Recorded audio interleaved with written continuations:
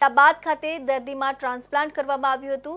જીવનદીપ organ donation foundation Surat દ્વારા 20મું અંગદાન કરાવવામાં આવ્યું હતું।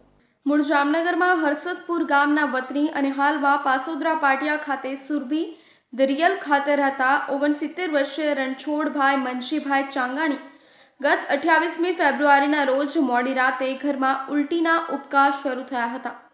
બાદમાં તેની તબિયત વધુ બગડતા સારવાર માટે પરિવારજનો ખાનગી હોસ્પિટલમાં લઈ ગયા હતા, જ્યાં 1 માર્ચના રોજ ડોક્ટરોની ટીમે તેમને બ્રેઇન ડેડ જાહેર કર્યા હતા। આ અંગે જીવનદીપ ઓર્ગન ડોનેશન ફાઉન્ડેશનની ટીમને જાણ થતાં પીએમ ગોંડલિયા, વિપુલ તળાવિયા, ડોક્ટર નિલેશ કાછડિયા હોસ્પિટલ ખાતે પહોંચીને તેમના પરિવારના સભ્યોને અંગદાનનું મહત્વ સમજાવતા સંમતિ આપી હતી। બંને કિડની અને લીવર અમદાવાદની હોસ્પિટલમાં ટ્રાન્સપ્લાન્ટ કરવામાં આવશે। આ સાથે ફરીદાબાદ ખાનગી હોસ્પિટલમાં 1 હાથનું ટ્રાન્સપ્લાન્ટ કરવામાં આવ્યું હતું, જ્યારે તેની ચક્ષુ લોક દ્રષ્ટિ ચક્ષુ બેંકે સ્વીકારી હતી।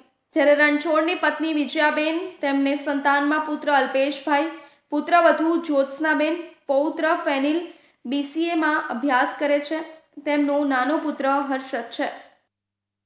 સુરતમાં